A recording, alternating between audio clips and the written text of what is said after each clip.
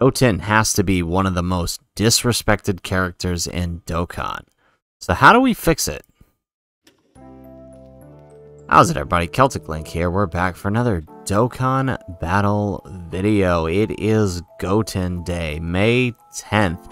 And instead of pulling my hair out trying to figure out a red zone run to do with all GOTEN characters, I decided to do something a little bit different here, because as I come to build my team around a more GOTEN-centered team, I kind of realized GOTEN has a major problem in Dokkan, and it's the fact that, one, there aren't that many versions of him, but two, they are all almost completely reliant on other characters. And it's not to say that any of them are terribly bad, but it's more so that it makes him extremely limited. So what we've gone ahead and done is drawn up a concept for a GOTEN that, while he does need units around him, can still hold his own rather well. And to kind of show you what I'm talking about, right? We look at like the new free-to-play GOTEN, right? This is the most recent GOTEN we've gotten, right?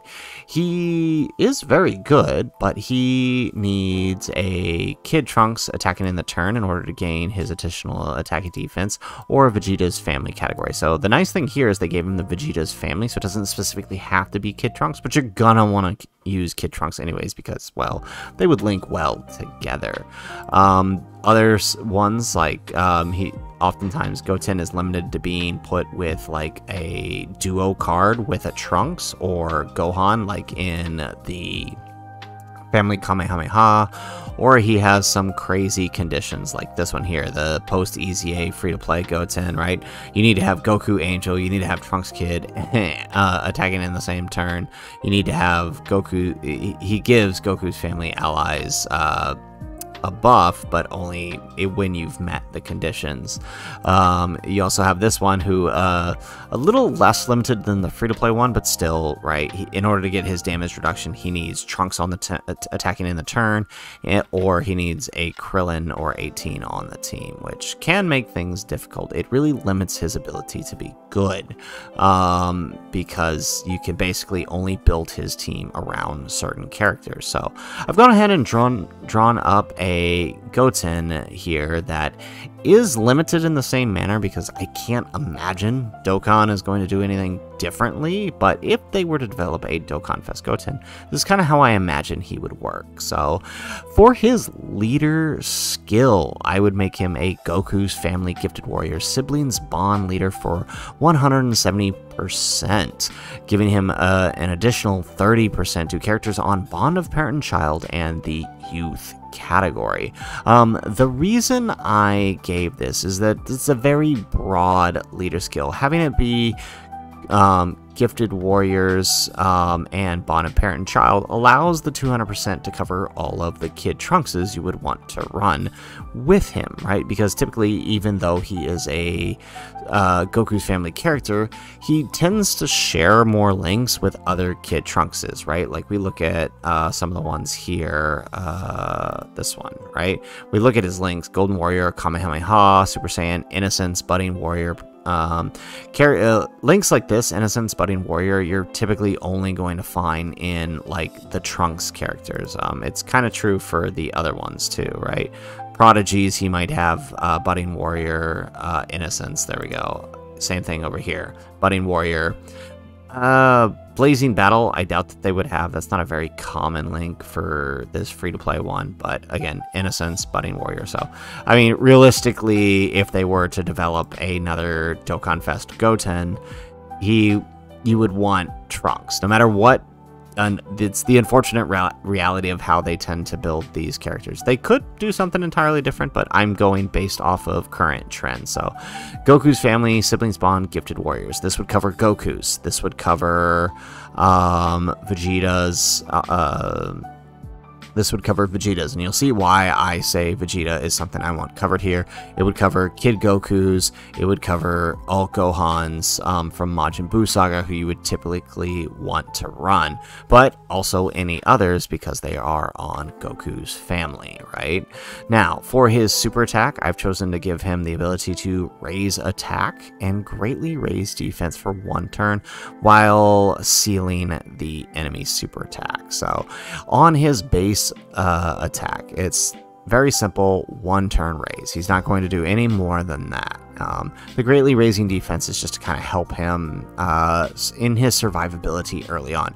He will activate an entrance animation once only when there's a sibling spawn ally attacking on the sibling spawn ally on the team. And this buff is basically, I imagine his entrance animation, it'd be kind of cool if they gave him the entrance animation like I took the art here from Legends, the scene where he goes Super Saiyan in front of Gohan for the first time. I think that would be a good entrance animation for him, and then that would give him a simple 100% attack and defense, but here's the kicker, it'll give him a great chance to evade enemies' attacks for 6 turns. This will allow him to build safely, right? And you'll see why we want that. On the rest of his passive, he'll get attack and defense 58% when there's a character who includes Gohan on the team. Chances are you're running a character with Gohan. If you're running any type of character like this, Hybrid Saiyans, there's probably a Gohan somewhere on your team, so this condition shouldn't be hard to fill. But I've also added another condition. Now I know this seems crazy, but you'll kind of see why this works here. I wanted an additional attack and defense 59%, so it stacks on top of the previous 58% when there's a character who includes Goku on the team, right? You'll also get an additional 20% attack and defense with each super attack performed, up to 120%. Now, since he's building on super attack, I've given him the ability to launch an additional super attack. Oh, not an additional super attack. That has a high chance of becoming a super attack when an additional attack that has a high chance of becoming a super attack when there's a character who includes Gohan attacking in the same turn. So chances are you'll want to have Gohan, right? You run Gohan as the lead and run him on Gohan's team. You'll be able to pull that off, but there'll probably be a Gohan somewhere on this team. He'll also reduce damage received by 40%.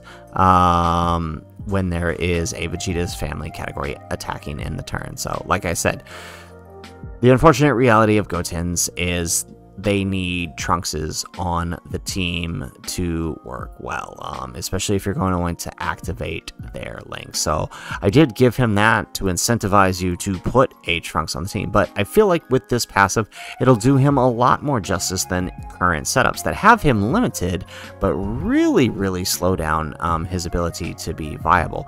Given this, after a couple of turns, by the time his entrance passive runs out, this guy's got more than enough attack and defense and survivability that he won't be a liability like some of the other Gotens, right? I've also decided to go the route and give him a couple different unit super attacks, right?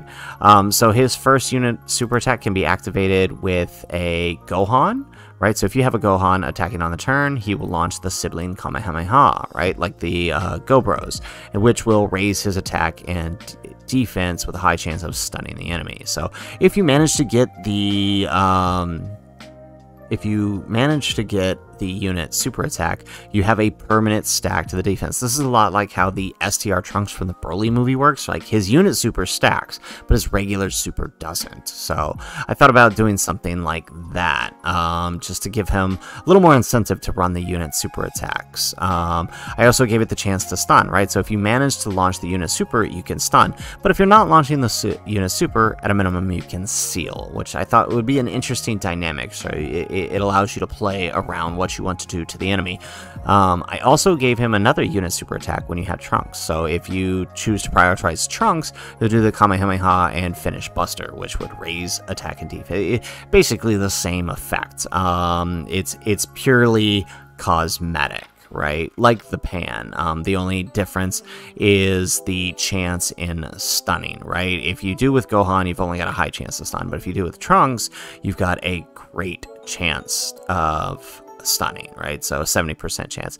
And I chose to do that just because I wanted to give this guy some viability. He needs to be good. We need a good Goten, and I fear that the only way we're ever going to see more Gotens is combined with a Trunks, like with these guys here, or these guys, or combined with a Gohan. I worry that that is going to be the continued trend with future Goten characters. So making a character like this who is viable on his own, I think, is a good idea. So anyways, guys, that is my concept for a Dokkan Festival Goten for this Goten Day celebration. I figured try something a little bit different for this celebration. Everybody's doing their own special runs, which are cool and all, but like I said, I just wanted to try something a little bit different here.